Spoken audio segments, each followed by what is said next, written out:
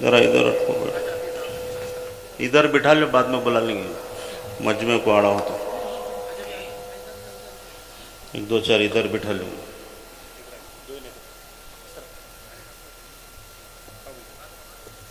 بیٹھ جائیں بھی، جگہ جگہ جہاں جگہ ہے وہاں بیٹھ جائیں، باہر والے اندر آ جائیں، انشاءاللہ بیٹھنے کے لیے سب کو اندر جگہ ہو جائے، جو حضرات باہر نماز پڑھے ہیں وہ اندر آ جائیں۔ الحمدللہ نحمده ونستعینه ونستغفره ونؤمن به ونتوکل علیہ ونعوذ باللہ من شرور انفسنا ومن سیئات اعمالنا من يهده الله فلا مضل له ومن يضلل فلا هادي له ونشهد أن لا إله إلا الله وحده لا شريك له ونشهد أن سيدنا ومولانا محمدا عبده ورسوله أما بعد فأعوذ بالله من الشيطان الرجيم بسم الله الرحمن الرحيم يا أيها الذين آمنوا اتقوا الله حق تقاته ولا تموتن إلا وأنتم مسلمون صدق الله العظيم وقال النبي صلى الله عليه وسلم لا يؤمن أحدكم حتى يكون هواه تبعا لما جئت به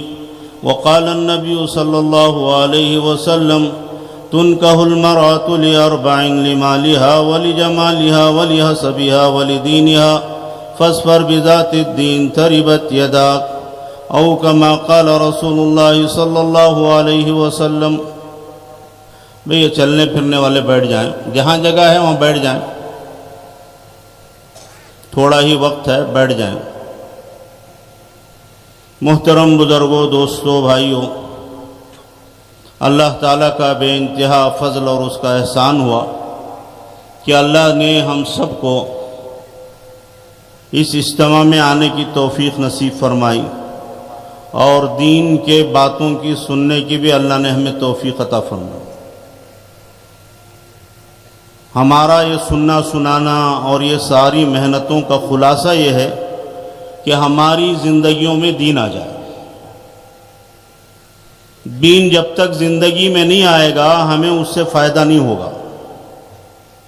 دین کی باتیں، دین کی کتابیں، دین کی تعلیم، دین کے اجتماعات، جس لائن کی بھی محنت دین کی ہو، اس کا خلاصہ یہی ہے کہ انفرادی زندگیوں میں مسلمانوں کے پورا دین آ جائے۔ دین آئے گا تو فائدہ ہوگا، اگر زندگیوں میں نہیں آئے گا تو فائدہ نہیں ہوگا۔ اس کی سیدھی سیدھی مثال ہے کہ ایک آدمی بھوکا ہے، کھانے کا بہت سارا سامان گھر میں بھی ہے، ہوٹلوں میں بھی ہے، دکانوں میں بھی ہے، لیکن وہ کھا نہیں رہا ہے۔ کھانے کا سامان موجود ہے، اسے بھوک لگی ہوئی ہے، وہ پریشان ہے، وہ چاہتا ہے کہ اس بھوک کی تکلیف سے نجات پاؤں اور اسے چین سکون ملے۔ کھانے کا سارا سامان رکھا ہوا ہے، کھانے کی باتیں کر رہا ہے، کھانے کو دیکھ رہا ہے، لیکن کھا نہیں رہا ہے۔ جب تک کھائے گا نہیں تب تک وہ بھوک جو ہے اس کی مٹے گی نہیں، وہ تکلیف سے وہ نجات نہیں پائے گا۔ جب تک پیاسا پانی نہیں پیے گا، پانی کی باتوں سے، شربت کی باتوں سے اور پانی کو دیکھنے سے، پانی کے ذکر اور بیان سے، کوئی بڑے عالم آ کر 1 گھنٹہ بیان کر دیں کسی پیاسے کی پیاس بجھ جائے، کبھی ایسا نہیں ہوگا۔ وہ 1 گلاس پانی پی لے گا تو اس کی پیاس بجھ جائے گی۔ تو ہمارے دین کی حقیقت یہی ہے کہ یہ دین سارے انسانوں کو کامیاب کرنے کے لیے اللہ نے اتارا، اور سارے ادیان باطلہ پر غالب کرنے کے لیے اللہ نے اس دین کو اتارا ہے۔ لیکن یہ دین اسی وقت ہمیں فائدہ پہنچائے گا جب یہ دین ہماری زندگیوں میں آئے گا۔ یہ ہماری بڑوں کی ساری محنتیں، ہمیں جماعتوں میں نکالنا، ہمیں اجتماعات میں جمع کرنا، راتوں میں اٹھ کر رونا اور گاؤں دیہاتوں میں پیدل چلنا، اپنا کھانا پکا کے کھانا، یہ سارے مجاہدے، یہ ساری قربانیوں کا خلاصہ یہی ہے کہ ہر جماعت میں چلنے والے کی زندگی میں دین آئے، اور جس علاقے میں جا کے محنت کر رہا ہے وہاں کے لوگوں کی زندگیوں میں دین آئے۔ اور آج شیطان نے اور نفسوں نے ہمیں اس بات پر مطمئن کر دیا ہے کہ ماشاءاللہ ہم بھی دیندار ہیں. ہمیں گھبرانے کی ضرورت نہیں، پریشان ہونے کی ضرورت نہیں، میں بھی مسلمان ہوں. تو دوستو، ہم جس درجے کے مسلمان ہیں، جتنا اسلام ہماری زندگیوں میں ہے، ہم میں سب کو پتہ ہے. اور یہ دین، یہ اسلام اگر اللہ کے سامنے پیش ہو تو اس کی بنیادوں پر ہماری نجات ہو جائے گی، ہم کامیاب ہو جائیں گے، تو یہ یقینی بات نہیں ہے. اللہ بڑا مہربان ہے، رحمت والا ہے، اس کا نام رحمان و رحیم ہے. اس نے اپنے نام غفار اور غفور رکھے ہیں. وہ معاف کر دے، اپنی رحمت کی بارش برسا دے اور انسانوں کے گناہوں کو بخش دے، وہ قادر ہے. لیکن اس کا قانون ایسا نہیں ہے. اس نے ایک قانون بنایا ہے کہ اگر تم میری بات مانو گے تو ہم تمہاری بات مانیں گے، تم میرے دین کو اپناؤ گے تو میں تمہاری مدد کروں گا، نصرت کروں گا، میں تمہیں ذلت کی کھائیوں سے، ذلت کی جگہوں سے نکال کر عزت کی بلندیوں اور چوٹیوں پر پہنچاؤں گا. یہ اللہ کا وعدہ ہے ہر ایمان والے سے، ہر مسلمان سے. لیکن یہ دین زندگی میں آئے تو اس کے لیے ہمارے نبی صلی اللہ علیہ وسلم نے ایک چھوٹی سی حدیث بیان فرمائی، جس کا خلاصہ میں آپ حضرات کے سامنے بیان کرتا ہوں.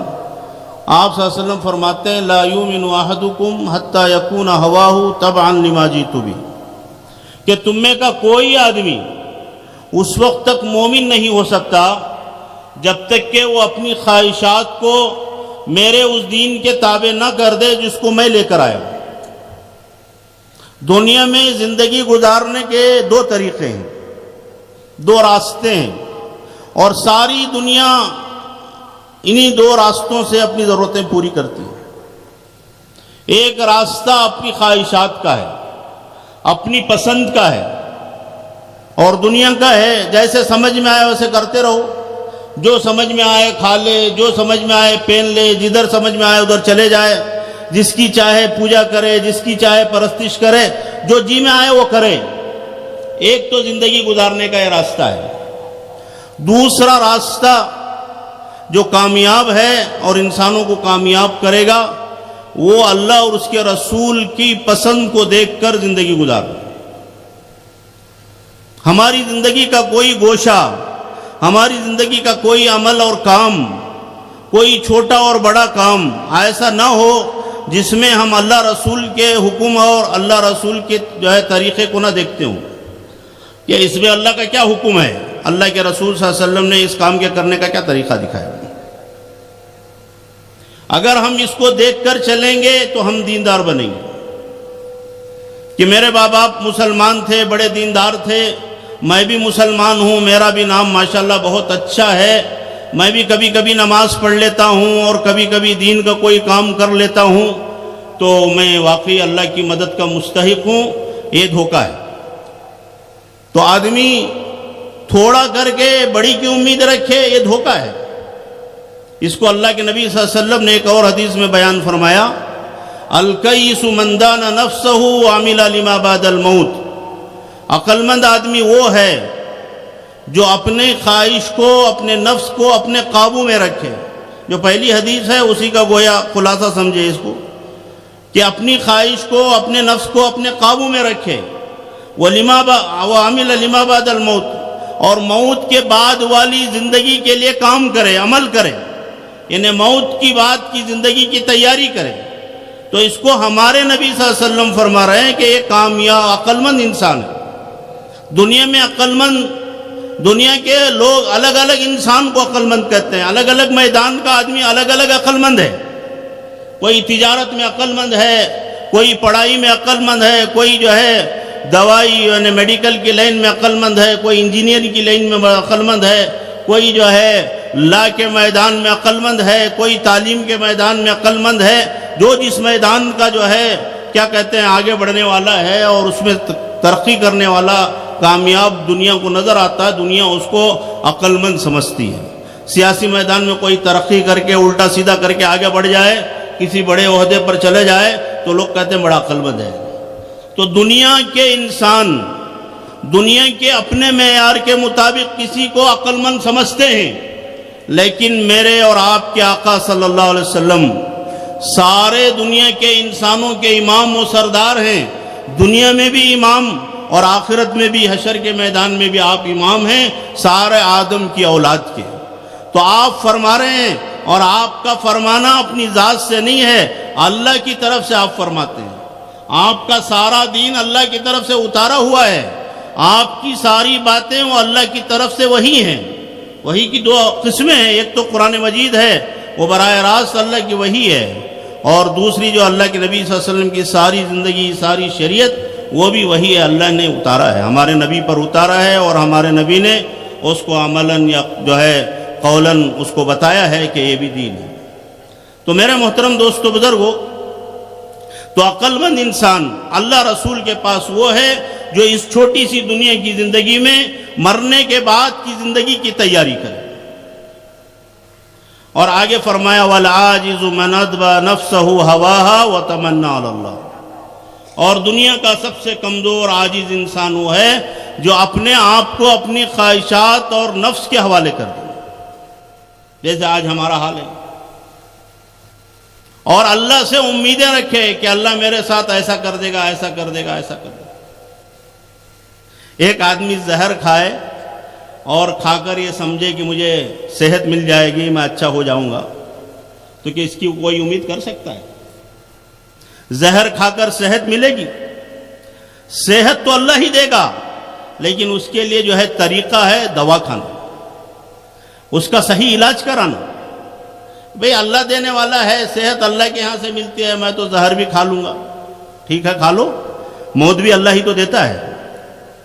جو اللہ صحت دیتا ہے وہی اللہ موت بھی دیتا ہے۔ موت کے اسباب میں اس نے زہر رکھے ہیں، صحت کے اسباب میں اس نے جو ہے دوا اور علاج کو رکھا ہے، اور ہماری حماقت سے ہم زہر کھا کے اللہ سے امیدیں باندھے کہ اللہ تو جو ہے قادر مطلق ہے، شفا دینے والا ہے، وہ شفا دے گا۔ ہاں وہ دے سکتا ہے، وہ زہر کو بھی جو ہے صحت کا سبب ذریعہ بنا سکتا ہے، اس کی قدرت وہ رکھتا ہے، لیکن اس کا قانون ایسا نہیں ہے۔ تو دنیا میں عزت پانے کے لیے دوستو، کامیاب ہونے کے لیے اللہ کے دین کو اپنانا پڑے گا، پورا پورا اپنانا پڑے گا۔ ایک آیت میں نے آپ حضرات کے سامنے پڑھی ہے، یہ عام طور پر خطبہ نکاح میں پڑھی جاتی ہے، تو یہ آیت کا خلاصہ ہے، اور یہ عجیب آیت ہے، اللہ خطاب ہی ایمان والوں سے کر رہے ہیں۔ اعوذ باللہ من الشیطان الرجیم، یا ایھا الذین آمنوا اتقوا اللہ حق تقاتہ، اے ایمان والو اللہ سے ڈرو جیسے اللہ سے ڈرنے کا حق ہے۔ وَلَا تَمُوتُنَّ إِلَّا وَأَنْتُمْ مُسْلِمُونَ، اور تم نہ مرو مگر مسلمان بن کر۔ یعنی اللہ کا خطاب ہے ایمان والوں سے، کسی عام انسان سے، کسی مشرک سے، کسی کافر سے، کسی منافق سے نہیں ہے۔ یا ایھا الناس نہیں کہہ رہا اللہ، یا ایھا المشرکون، یا ایھا المنافقون، یہ لفظ اللہ کا نہیں ہے، اللہ کا خطاب ہی یا ایھا الذین آمنوا سے ہے۔ اے وہ لوگوں جو ایمان لائے ہو، جو اللہ کا کلمہ پڑھتے ہو، اللہ کے رسول کا کلمہ پڑھتے ہو، اللہ کو ایک مانتے ہو، اللہ کے رسول کو اللہ کا رسول مانتے ہو، اور اس پر تمہارا ایمان ہے، تو تمہیں اللہ سے ڈرنا چاہیے جیسے اللہ سے ڈرنے کا حق ہے۔ اور تمہاری موت نہ آئے مگر اسلام کی حالت میں۔ تو یہ جملہ سمجھنے کا ہے کہ مومن مسلمان ہوتا ہے، اس میں کیا شک ہے کہ مومن مسلمان تقریباً ایک ہی بات ہے۔ ایمان کا تعلق دل سے ہے اور اسلام کا تعلق اعضاء سے ہے۔ عملی زندگی جو ہوگی وہ اللہ رسول کی اطاعت کی ہوگی۔ دل سے ماننا یہ کافی نہیں ہے، اس میں پوری کامیابی نہیں ہے۔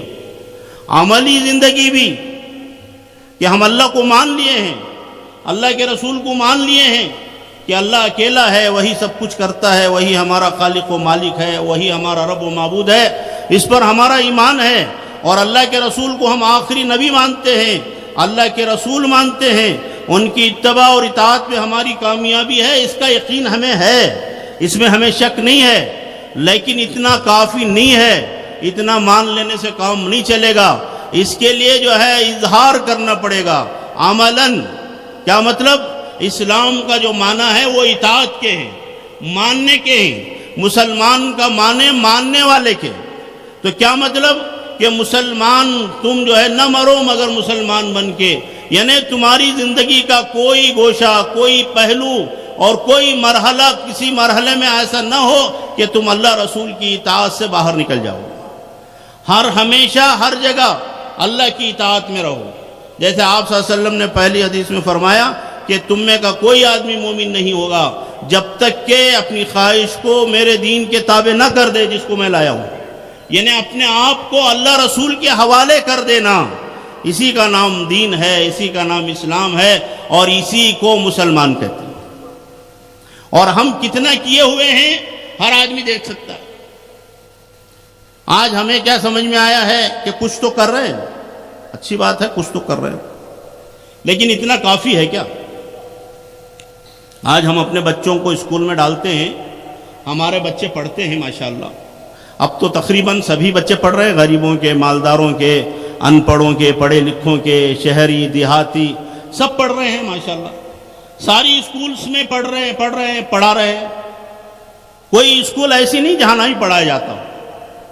لیکن دوستو ذرا اپنے دل پر ہاتھ رکھ کر ہم کہیں، کیا ہر اسکول میں ہم اپنے بچی کو لے جا کے ڈال دیتے ہیں؟ ہمارے گھر کے قریب میں گورنمنٹ اسکول ہے، ہمارے گھر سے سہولت ہے، تو کیا اس اسکول میں نہیں پڑھایا جاتا؟ کیا اس اسکول میں پڑھنے سے ہمارے بچے پڑھ نہیں لیتے، پاس نہیں ہو جاتے؟ پڑھ لیتے ہیں، سہولت ہے آنے جانے میں، اور دوسری بہت ساری چیزوں میں حکومت کی طرف سے بہت ساری سہولتیں، لیکن ہم اس اسکول میں نہیں ڈالتے۔ اس وجہ سے نہیں ڈالتے کہ پڑھائی نہیں ہوتی، پڑھائی ہوتی ہے، لیکن جیسے ہم چاہتے ہیں ویسی نہیں ہوتی۔ ہم جو چاہتے ہیں وہ ہمارا بچہ وہاں پڑھ کے نہیں بنے گا۔ 40 نمبر لینے سے ہر بچہ پاس ہو جاتا ہے، ہر کلاس میں پاس ہو جاتا ہے، ایس ایل سی میں بھی پاس ہو جاتا ہے، پی یو سی میں بھی، ڈگری میں بھی، کسی لائن میں جائے تو ہمارے ہاں 40 نمبر لے تو پاس ہو جاتا ہے، 50 نمبر لے تو پاس ہو جاتا ہے۔ تو کیا 40-50 نمبر لینے سے ہمارے بچوں کے کام چل جائیں گے؟ ہم اس کو مانتے ہیں؟ تو ہم کہتے ہیں بیٹا 40-50 میں پاس تو ہوگا، لیکن دنیا میں چلنے کے لیے یہ نمبر کافی نہیں ہے، آپ کو 90 ابو لینے پڑیں گے، 90 سے اوپر جائیں گے تو کچھ کر سکو گے، کچھ بن سکو گے۔ اس کے لیے ہم اپنے بچوں کی ساری صلاحیتیں لگا رہے ہیں، کتنی محنت کرا رہے ہیں، اور ہمارا اپنا مال لگا رہے ہیں، ہمارے بچوں کا بچپن، لڑکپن، جوانی، ہماری بچیوں کی حیا سب قربان کر دے رہے ہیں کہ بچے ہمارے پڑھیں گے تو کچھ بنیں گے۔ تو پڑھ تو سبھی رہے ہیں، لیکن وہ پڑھنا کافی نہیں ہے۔ بس یہ مثال سمجھنے کے لیے کافی ہے، سبھی دیندار ہیں لیکن یہ دین کافی نہیں ہے۔ اللہ کو راضی کرنے کے لیے، اللہ کو خوش کرنے کے لیے، اللہ کی مدد اور نصرت کو دنیا میں زمین پر اتارنے کے لیے، جیسے صحابہ نے اور اللہ کے نیک بندوں نے اللہ کی مدد کو اتارا تھا، آج بھی وہ اللہ وعدہ اپنے وعدے کے ساتھ باقی ہے، وہ مدد کرے گا، لیکن ہم اس کا کام تو کریں، اپنے خواہشات کو چھوڑیں، اللہ کے دین کے تابع کریں، ہمارا سونا بھی اللہ کی مرضی سے ہو، ہمارا اٹھنا بھی اللہ کی مرضی سے ہو، ہمارا دیکھنا بھی اللہ کی مرضی سے ہو، ہمارا سننا بھی اللہ کی مرضی سے ہو، ہمارا بولنا بھی اللہ کی مرضی سے ہو، ہمارا پکڑنا بھی اللہ کی مرضی سے ہو، ہمارا چلنا بھی اللہ کی مرضی سے ہو، تب جا کے ہم اللہ والے کہلائیں گے۔ میں اللہ والا کہنے سے اللہ والا نہیں بن جاؤں گا، اللہ والا بن کے دکھانا پڑے گا۔ ہر وہ کام جس میں اللہ رسول کی اطاعت ہے وہ دین ہے، ہر وہ کام جس میں اللہ رسول کی اطاعت نہیں ہے، نافرمانی ہے، وہ بے دینی ہے۔ آپ مسجد میں جا کر بھی بے دینی کریں گے، مسجد سے نکل کر بھی بے دینی کریں گے۔ وہ کیسے؟ ایک آدمی مسجد میں داخل ہو رہا ہے، سیدھا پیر رکھنے کے بجائے بائیں پر رکھ کے جا رہا ہے، تو کیا اس کو دین کہیں گے آپ؟ بھائی سیدھا پیر رکھ کے جانا مسجد میں سنت ہے، یہ مسجد میں داخل ہونے کا طریقہ ہے۔ اگر کوئی مسلمان بڑا عالم بھی غفلت میں بایاں پیر رکھ کر مسجد میں چلا گیا تو اس کو ہم سمجھیں کہ یہ غلط جا رہا ہے، یہ بے دینی کا کام۔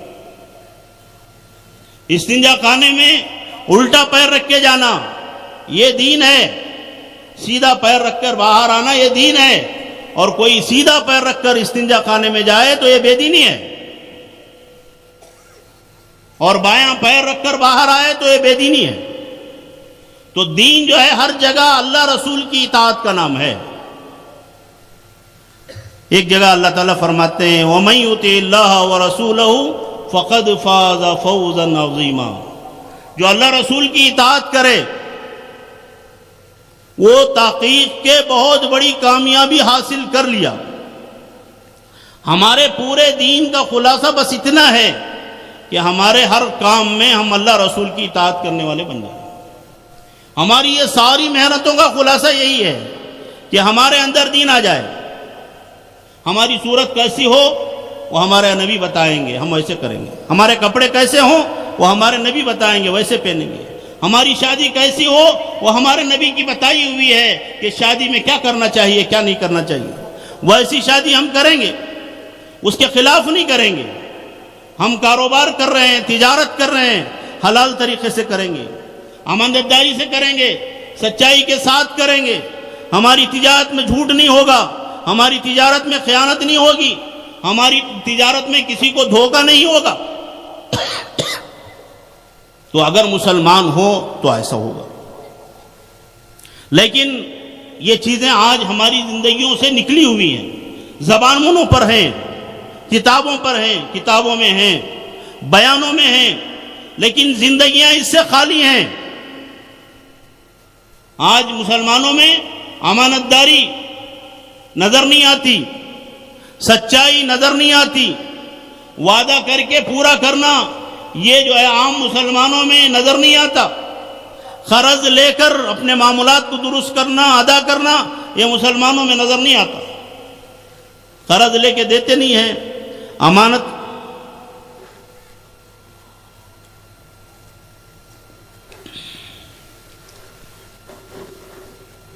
تو میرے محترم دوستو بزرگوں، ہمیں اپنی ذات سے طے کرنا، ہم سب کے درست کرنے کے ذمہ دار ہیں، سب کو صحیح بات بتانے کے ذمہ دار ہیں، اس کو دعوت کہتے ہیں۔ صحیح بات پہنچانے کے ذمہ دار تو ہیں، لیکن سب کو درست کرنے کے ہم ذمہ دار نہیں ہیں۔ اپنی ذات کو درست کرنے کے ہم ذمہ دار ہیں، اپنے بیوی بچوں کو صحیح کرنے کے، ٹھیک کرنے کے ہم ذمہ دار ہیں۔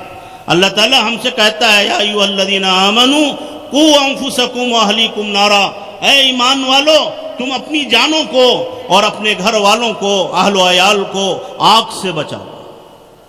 سب سے بڑی کامیابی انسان کی آگ سے بچ جانا ہے، اور سب سے بڑی ناکامی انسان کی آگ میں چلا جانا ہے۔ اور آج دنیا کی غفلت میں ہمیں احساس نہیں ہے، جیسے بے حس انسان کو آپ جو ہے آگ کی چنگاری لگاؤ اثر نہیں ہوتا، اسے جو ہے سوئی چباؤ اثر نہیں ہوتا، اس کا بے حس عضو کاٹ دو اسے اثر نہیں ہوتا۔ آج گناہوں کے اثرات نے، دنیا کی محبت نے ہمیں دین سے ایسے بے حس بنایا ہے، ہمارا سارا دن لٹ جائے ہمیں احساس نہیں ہوتا۔ اللہ کی طرف سے عذاب آ جائے، آفتوں مصیبتوں کہ جو ہے کیا کہتے ہیں سلسلے شروع ہو جائیں، لیکن ہمیں احساس نہیں ہو رہا ہے۔ ہم سمجھ رہے ہیں کہ یہ کر لیں گے تو مسئلہ حل ہوگا، وہ کر لیں گے۔ بھائی مسئلوں کا حل اللہ کے پاس ہے، اور اللہ ان کے مسئلے حل کریں گے جو اللہ اور اس کے رسول کی مانیں گے، اطاعت کریں گے۔ اللہ کو مسئلوں کے حل کرنے میں دیر نہیں لگتی، اور نہ اللہ تعالیٰ کو کوئی تیاری کرنی پڑتی ہے۔ جیسے ہمیں اپنی ضرورتوں کو پورا کرنے کے لیے تیاری کرنی پڑتی ہے، کھانا کھانا ایک وقت کے لیے کچھ کھانے کا سامان جمع کرنا پڑتا ہے، پکانا پڑتا ہے، تب جا کے ہم کھا سکتے ہیں۔ لیکن اللہ تعالیٰ کو یہ سارے انسانوں کو درست کر دیں، صحیح جو ہے راستے پہ ڈال دیں، دیر نہیں لگتی، دل اس کے ہاتھ میں۔ سارے انسانوں کو ہلاک کر دیں تو اللہ کو دیر نہیں لگتی۔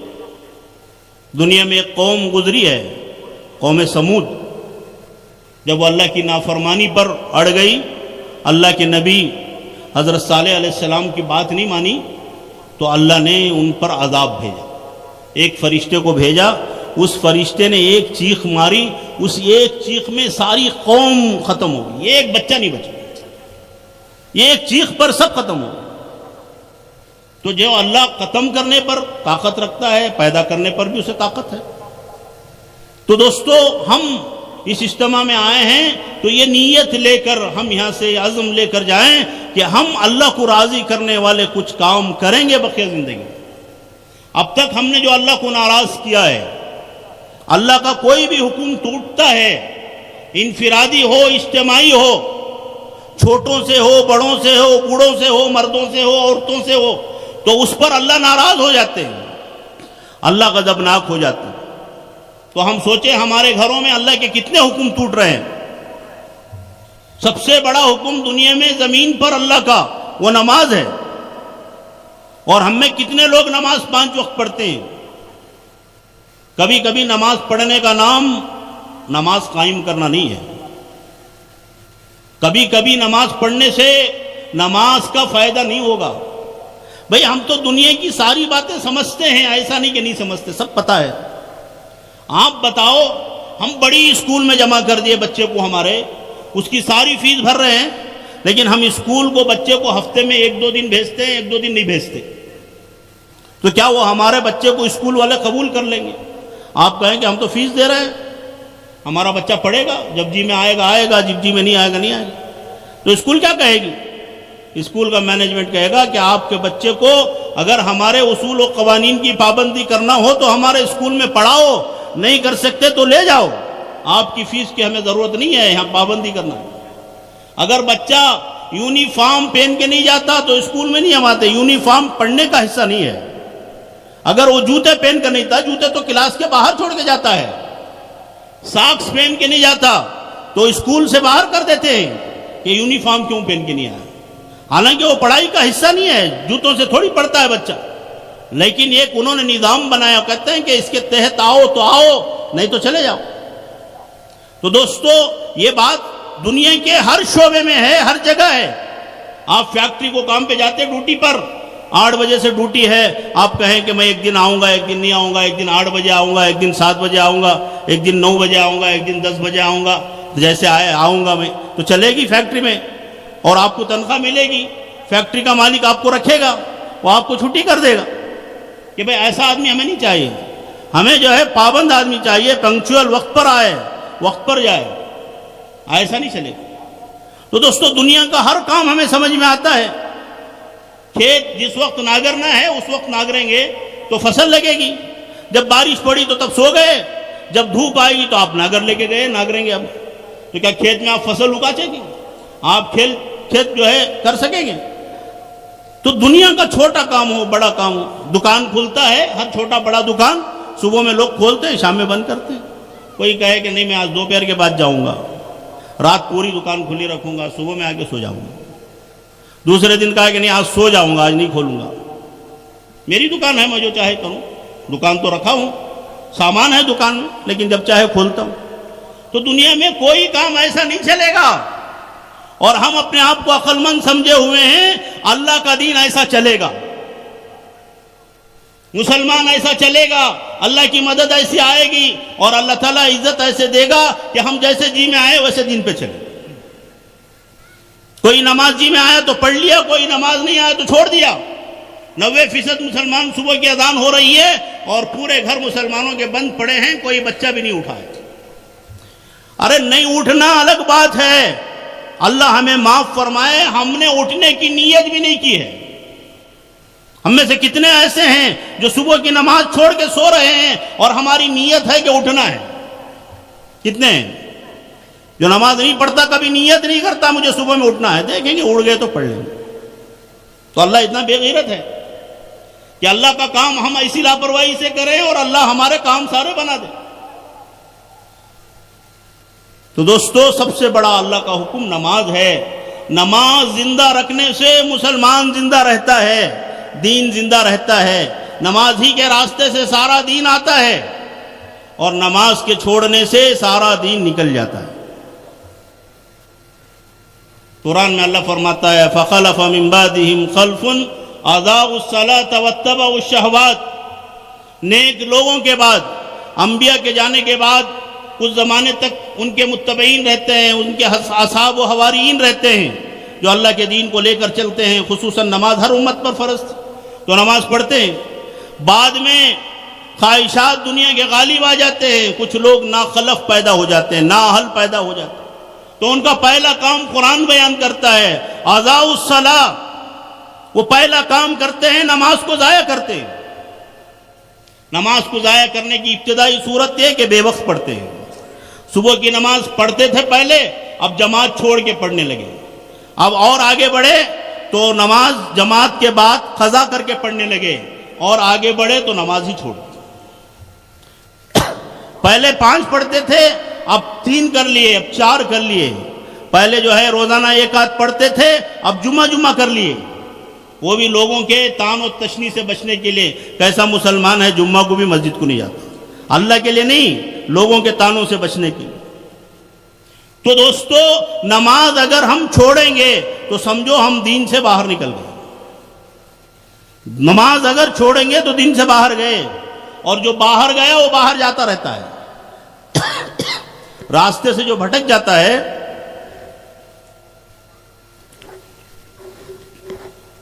اسے پتہ نہیں ہوتا کہ کہاں بھٹکا ہوں۔ آدمی روڈ سے نیچے اتر گیا تو جدھر بھی جائے وہ غلط ہی جا رہا ہے، جب تک روڈ پر واپس نہیں آتا۔ روڈ پر آئے گا تو پھر اسے راستہ ملے گا، منزل کو جا سکے گا۔ تو اس لیے میرے محترم دوستو بزرگوں، مجھے آپ کو یہ طے کرنا ہے کہ مجھے اللہ کا سچا بندہ بننا ہے، صحیح بندہ بننا ہے۔ اللہ کے رسول کی محبت کے دعوے ہم کر رہے ہیں، اور واقعی جو ہے کرنا چاہیے، لیکن وہ دعوے میں ہمیں سچے بھی ہونا چاہیے۔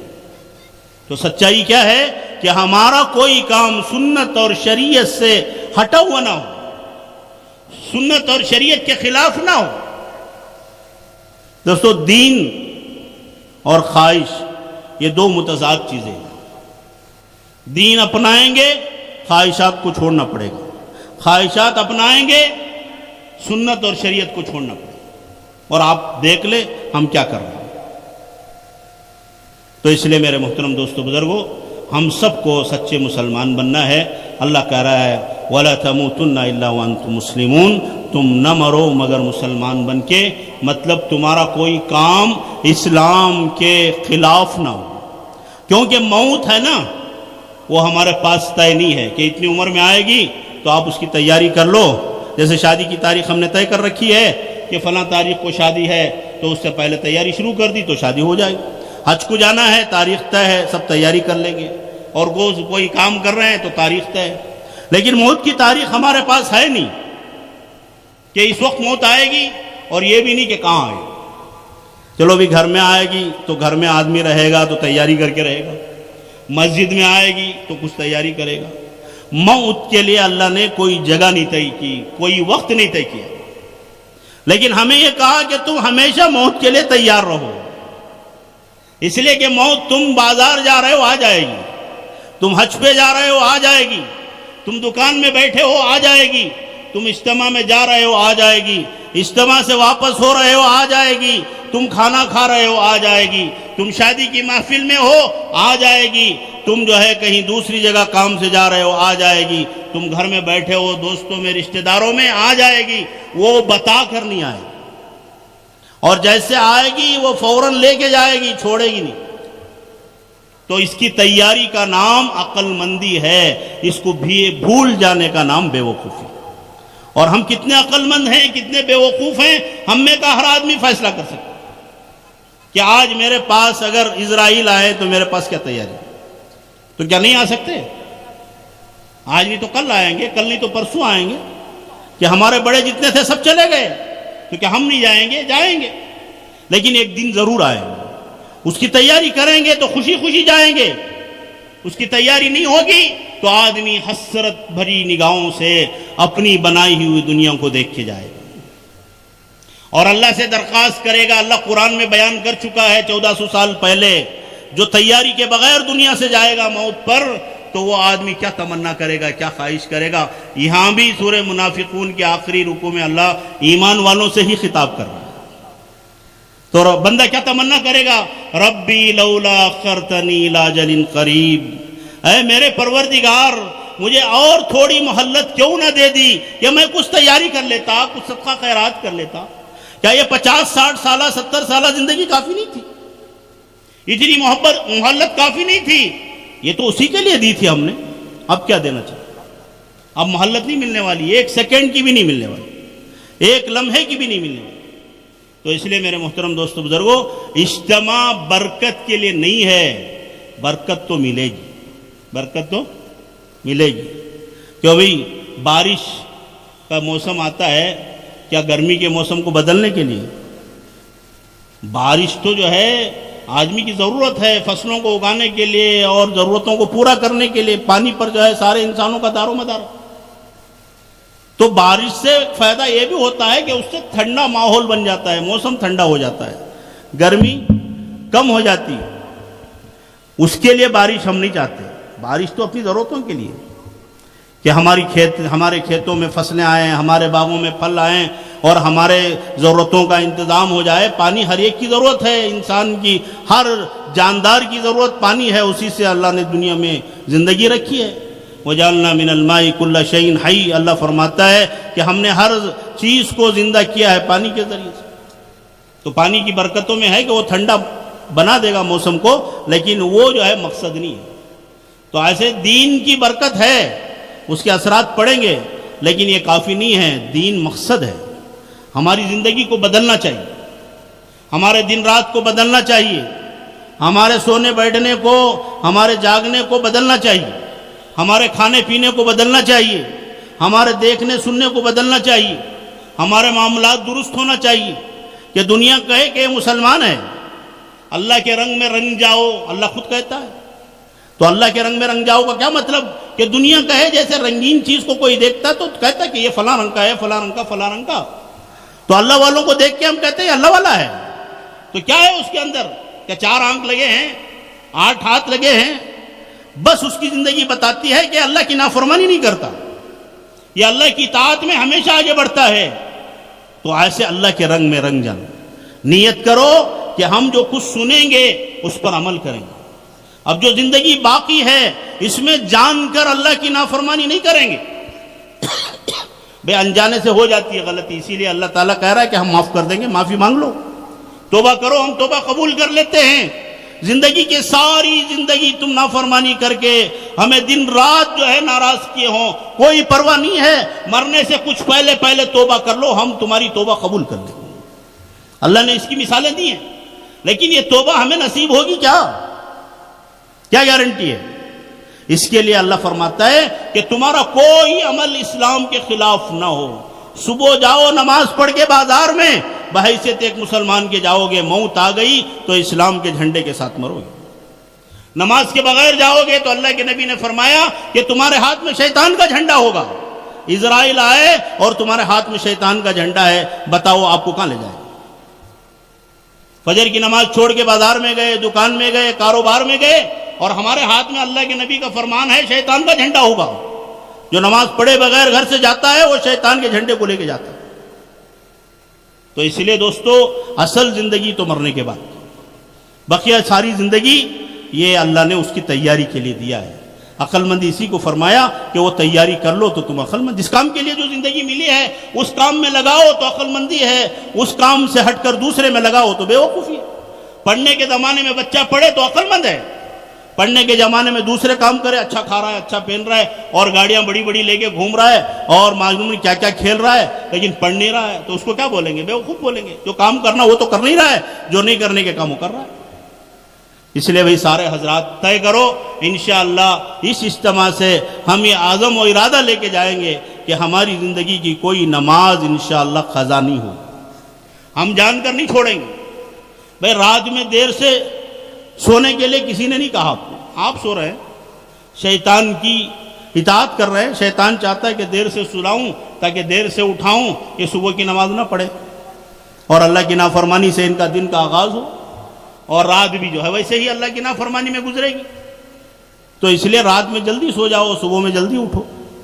اور اب اس کے لیے آپ ایسا کرو، آپ کہیں گے نیند نہیں آتی حضرت کیا کرنا، تو ایک دن 2 دن صبح میں جلدی اٹھ جاؤ، رات کو خود بخود نیند آ جائے. صبح میں جلدی اٹھ جاؤ، دن بھر مت سو، آپ کو رات میں نیند خود بخود آئے گی، نیند کو بلانا نہیں پڑے گا. اور آپ صبح میں 9 بجے 10 بجے تک سو کر اٹھیں گے تو نیند کہاں سے آ جائے گی؟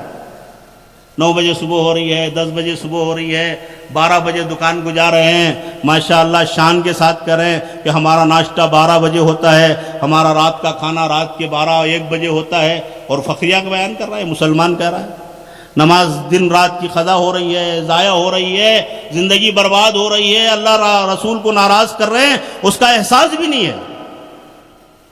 اس لیے بھی نمازوں کی پابندی، اور جو سنتیں ہمیں معلوم ہیں ان سنتوں کو اپنانے کی. سنتوں کو اپنانا یہ اللہ کے نبی کی محبت کی نشانی اور علامت، یہ ہمارے نبی کی نشانی ہے کہ ہم ٹوپی پہنتے ہیں، سنت ہے یہ سمجھ کے پہنتے ہیں نا. داڑھی رکھتے ہیں، سنت سمجھ کے رکھتے ہیں. اور جو کام سنت کے خلاف کر رہے ہیں یہ سیدھی سیدھی بات ہے کہ ہمیں ہمارے نبی کے خلاف کر رہے ہیں. ہمارے نبی سے محبت کا دعویٰ بھی کریں اور ہمارے نبی کے طریقوں کے خلاف بھی چلیں، یہ کیسی محبت ہے؟ محبت نافرمانی نہیں کراتی، محبت تو اطاعت کراتی. تو اس لیے سب طے کرو، جو دین کی باتیں ہمیں معلوم ہیں اس میں کمی کوتاہی نہیں کریں گے، جو سنت ہمیں معلوم ہے اس سنت پر عمل کریں گے انشاءاللہ. کب سے؟ آج سے ہی. کوئی سنت جان کر نہیں چھوڑیں گے، کوئی فرض جان کر نہیں چھوڑیں گے. ہاں شیطان پیچھے لگا ہے، وہ ہم سے گناہ کراتا ہے، اچھی بات ہے ہو جائے، لیکن توبہ کرنے کا راستہ دروازہ اللہ کھول رکھا ہے کہ گناہ ہوا اللہ سے معافی مانگ لو، توبہ کر لو. جب آدمی توبہ کرتا ہے، توبہ کرنے والے بہت سارے نیک لوگوں سے بھی آگے بڑھ جاتے ہیں. اللہ کے سامنے اپنے گناہوں کو یاد کر کے رونا اللہ کو بہت پسند. تو اس لیے بھئی جو گنہگار ہیں، جو خطا کار ہیں، اور سبھی گنہگار ہیں، یہ نہ سمجھو کہ بہت سارے اچھے ہیں. ہاں اچھے اس اعتبار سے ہیں جن کے پاس زیادہ گناہ ہیں، ان کے مقابلے میں ان کے پاس کم گناہ ہو سکتے ہیں، لیکن گناہ تو سبھی کے پاس ہے. اور اللہ کو پکڑنے کے لیے ایک گناہ کافی ہے. اللہ ایک گناہ پہ پکڑ لے، میرا بندہ یہ تو کیوں کیا، اس کا کیا جواب ہے؟ اے اللہ یتّا تو کیا میں ایک ہی تو گناہ کیا ہوں، معاف کر دے، ایسا بولنے کی ہمت ہے کسی کو؟ بول سکتا اللہ کے ساتھ؟ اللہ کے نبی صلی اللہ علیہ وسلم حضرت عائشہ رضی اللہ عنہا سے فرماتے ہیں کہ عائشہ کسی گناہ کو چھوٹا سمجھ کے نہ کرنا، اس کا حساب لینے والا بڑا ہے. پوچھنے والا کون ہے؟ اللہ پوچھے گا. اللہ وقت ہو گیا، مجھے بھی سچا پکا اللہ رسول کا مطیع فرما بردار بنائے اور آپ کو بھی بنائے. تو آپ سارے حضرات اس اجتماع سے اور آئندہ بھی طے کریں، جو کچھ ہم دین کی باتوں کو سنیں گے، ہمارے بڑوں سے چھوٹوں سے جو بھی دین کی بات کرے گا وہ اللہ رسول کی بات کرے گا، اپنی بات نہیں کرے گا. اور ہم اللہ رسول کی محبت ہی میں تو آئے اتنے بڑے اجتماع میں، ہزاروں کی تعداد میں، اپنا گھر، راحت، آرام، کاروبار سب کچھ چھوڑ کے یہاں کے نیچے بیٹھے ہیں، دھوپ میں بیٹھے ہیں.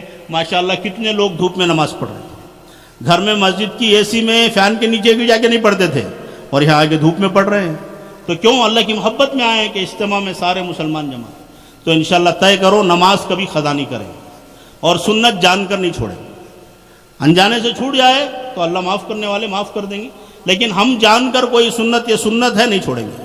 اللہ ہم سب کو عمل کی توفیق نصیب فرمائے. یہ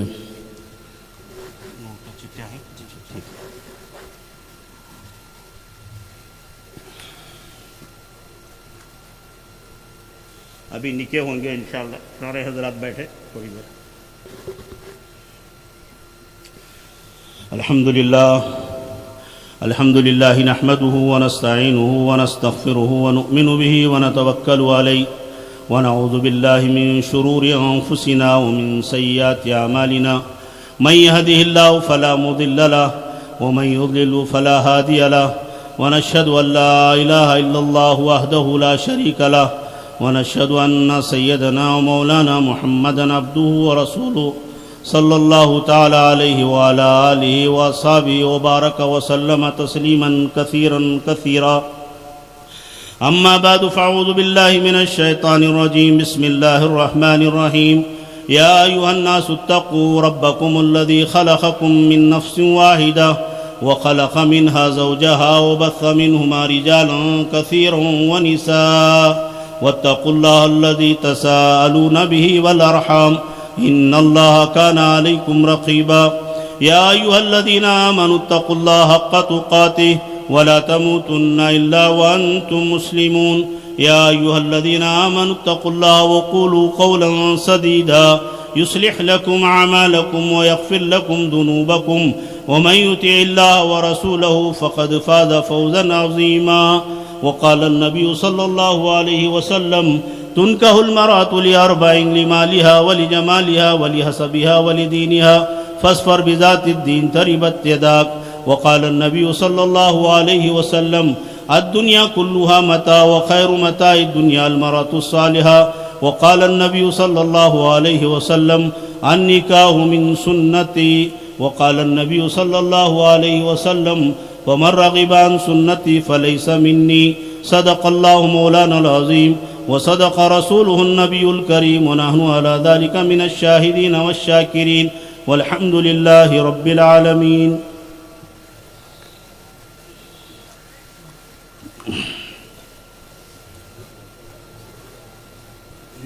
آگے بھیجو حافظ شیخ جنید آگے.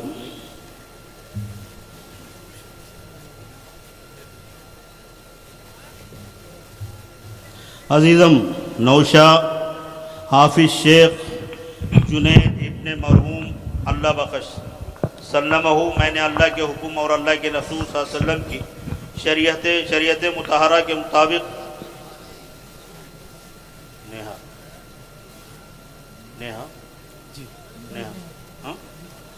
نیہا تبسم بنت اکرم پاشا سلمہ کا نکاح جناب آصف پاشا صاحب کی وکالت سے جناب توصیف پاشا صاحب اور جناب محمد شعیب صاحب ان دونوں حضرات کی گواہی سے 10 گرام سونا بشکل زیور مہر معجل کے ساتھ کر دیا اور جوڑا بنا دیا.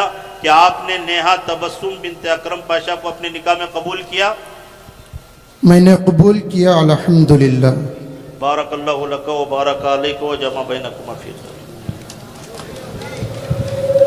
پیارے جان چھوٹو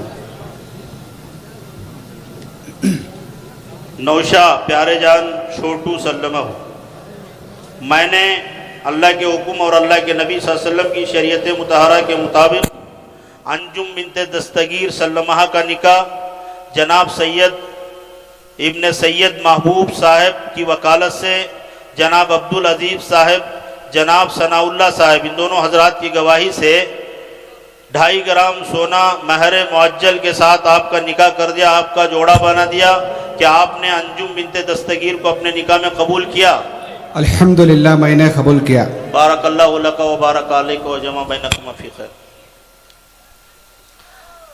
دادا سکندر بن قادر باشا نوشا دادا سکندر بن قادر باشا سلمہ، میں نے فاطمہ کوثر بنت سلیم پاشا سلمہ کا نکاح جناب عمران خان صاحب کی وکالت سے جناب عبدالوہاب صاحب جناب چاند پاشا صاحب ان دونوں حضرات کی گواہی سے 1.5 گرام سونا بشکل زیور معجل کے نکاح کر. میں ہوں سید منیر سن میرے رب یہ دعا، میں ہوں سید منیر